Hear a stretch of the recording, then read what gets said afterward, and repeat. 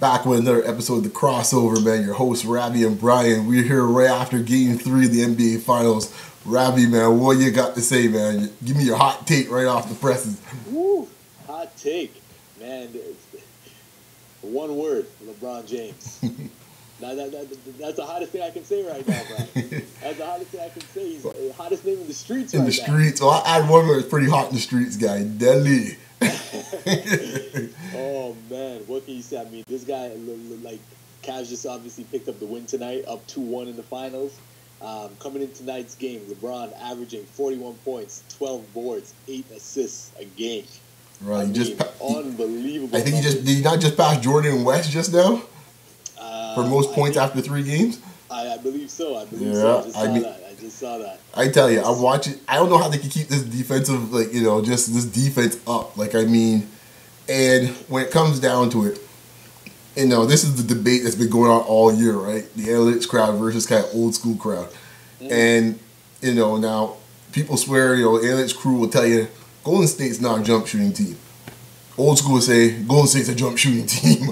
And right now, I'm not sure which one they are, but I know at the moment, wherever they were before or after, or before, they're now fully a jump shooting team. I mean, they're not getting anything from their posts at the moment. And what I mentioned from last week when we were looking at this series, that had me going, even with Kyrie there, but I said the size of Cleveland. I just look at Cleveland's size. I said, no, those little Pushins out there in Golden State, that ain't getting it done. That ain't getting it done. So that size is starting to take over as the series goes on. I mean, I don't know how you block shots Cleveland and shots they changed in this game today. Well, yeah, I mean, you're absolutely right. I was going to actually bring that point up. You called it right off the bat. Mm-hmm. With Cleveland's length. And how it was going to disrupt Golden State's game plan throughout the finals. Obviously, you got Mozgov out there looking like all world right now. Right. I mean, him and Thompson on the board, whether it's on the boards, whether it's block shots, whether it's altering shots, right, or you're just getting in the lane. Right. They've been just a two-man wrecking crew there in the middle for Cleveland. Right. And this is the other point I wanted to make that, that kind of had me bristled all playoffs. And I'm not saying Golden State's not a very good team. I'm not saying that. They may end up going to win the series.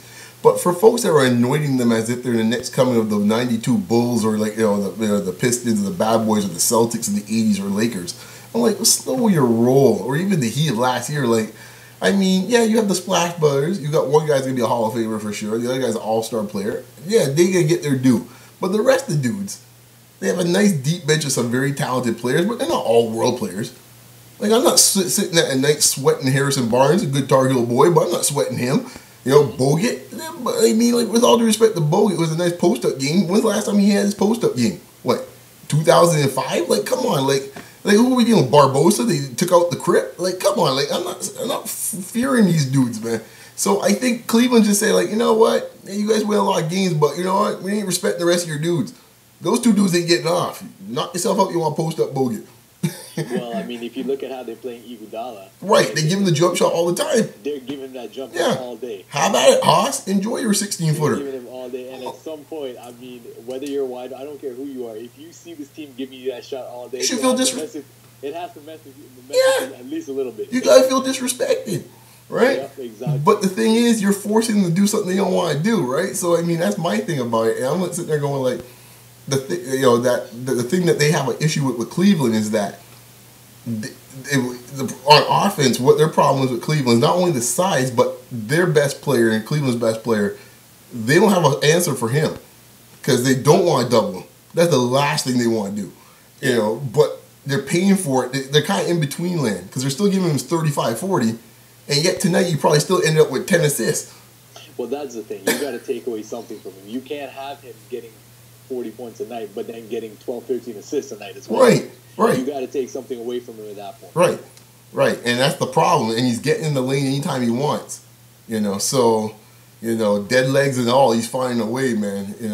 Exactly. He's finding now, Brian, I want to put out an APB on one Steph Curry. He showed up the last 5 minutes of the game. Decided to show up. The last 5 minutes, exactly. The last 5 minutes of the game. He must think this is a club. He's now showing up. The club.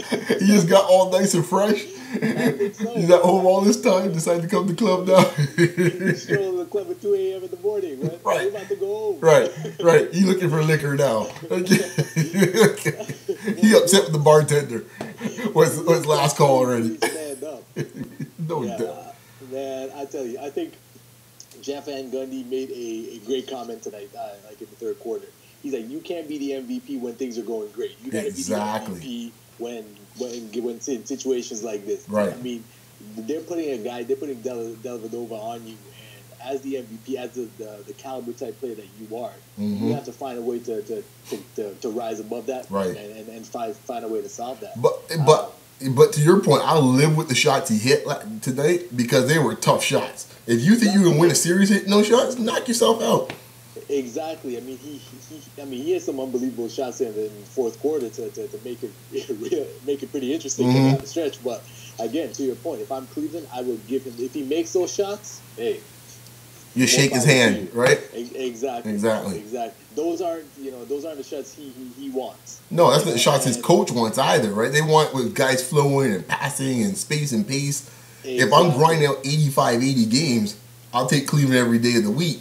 That's exactly it. That's the third problem they have. They can't seem to get the pace moving up and down. LeBron's just a maestro with this. Oh man, LeBron is playing with controlled fury. Is what I'm gonna, because like he is. I mean, whether it's on. I mean, I see LeBron came out for two blocks out of the blue. I was like, where does this guy come from? Right. Then the tussle back play on Curry. Yeah. I mean, just sorry, I didn't mean to interject in this case, but I wanted to get this point out before I forgot it. We talked about over the BBN with the guys, man.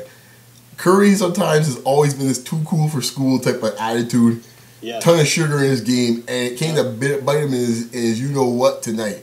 On a couple plays. The pass behind the back is the most obvious.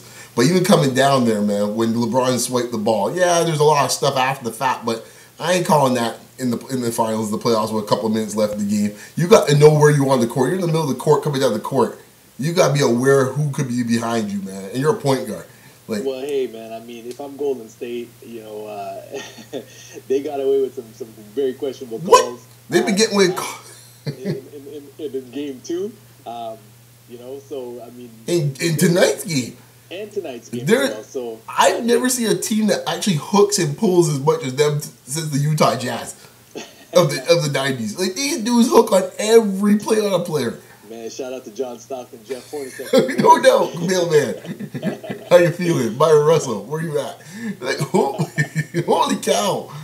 Every play, Bogut's got man an arm bar, or Draymond Green's hooking someone down. Like, what the heck? No wonder the best defensive team in the league. I can maul people every night. Like, yeah.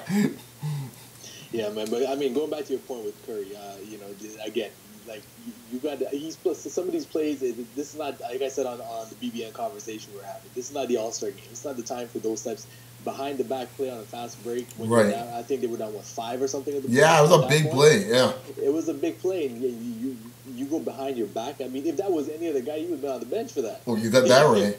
Exactly. So, but I mean. And then he had another turnover in the corner. He did. Right when Shumpert stripped it from him. Once again, lack of awareness of who's around you, man. Yeah, you got to take a page out of LeBron's book right now, man. You got to lock in, and you got to find a way to get back to the MVP level that we've seen all season, and throughout the playoffs so far. And this goes to the point I always chuckle about. It's kind of like when you had Jordan in his day and others, that I always chuckle when I hear people say it's like, oh, is this person going to ascend to be the best player in the league? Or LeBron's like, dude, there's not even anywhere close. It's the size of the Grand Canyon for the second best player in the league, okay? I don't care who it is. Anthony Davis, any of these jabronis, Kevin Durant, Curry, Blake. No. No. Whoever you want to call. There's LeBron, and then there's everybody else down here looking around for the scraps, okay? Because what he's doing with these jokers, with J.R. Smith with meltdowns, Shumpert don't know how to pass, and yet somehow they're up 2-1. I don't know if any player, in any era, I'm wondering, maybe Magic might be the only one that can come close I can think I might be able to pull this off.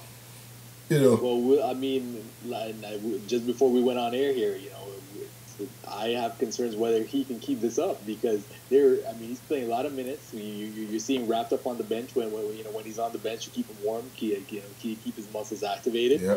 And if I'm Cleveland, some of the guys, obviously Dellavedova is more than doing his part. Filling in for Kyrie, but getting back to like a guy like J.R. Smith, J.R. Smith is a guy that he does great when he's not expected, when there's no expectations on him. Mm-hmm. When he's like that fourth guy, like, hey, whatever he gives you, it's a bonus. When you have him in a position where he's expected to perform and you're looking for him to give you something, that's when you run into problems with JR. But that's he had a decent game tonight, though. He got him off to a good start, so he did. And I had a feeling he was going to have a good game tonight, so...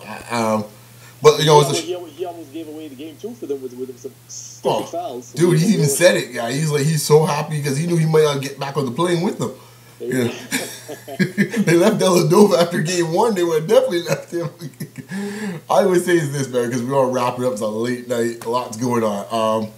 I was going to mention the point here, my final point on the game in this case here, something about LeBron. But anyways, I guess it wasn't that important. I had forgotten about it. But anyways, man, who you like going into the... that's what it was.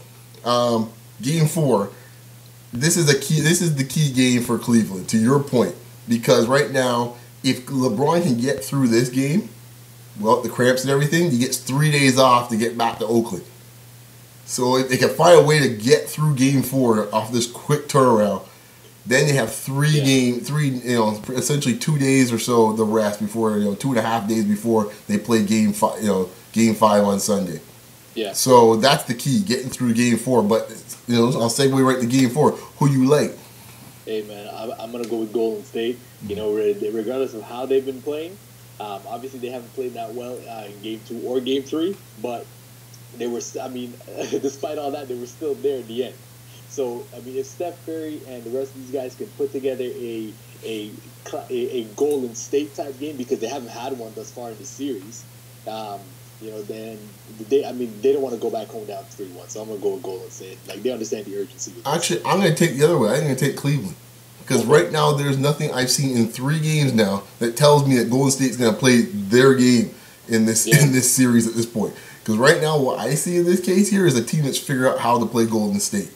And they're not going to let off the pedal on that. And the problem is on Golden State side, from an offensive standpoint, Cleveland's not going to blow you out the water with numbers at this point offensively. But what Cleveland can do well at the moment, which is LeBron in the post, and Mozgov in this case with his size, and Tristan Thompson's offensive rebounding, that's not going away.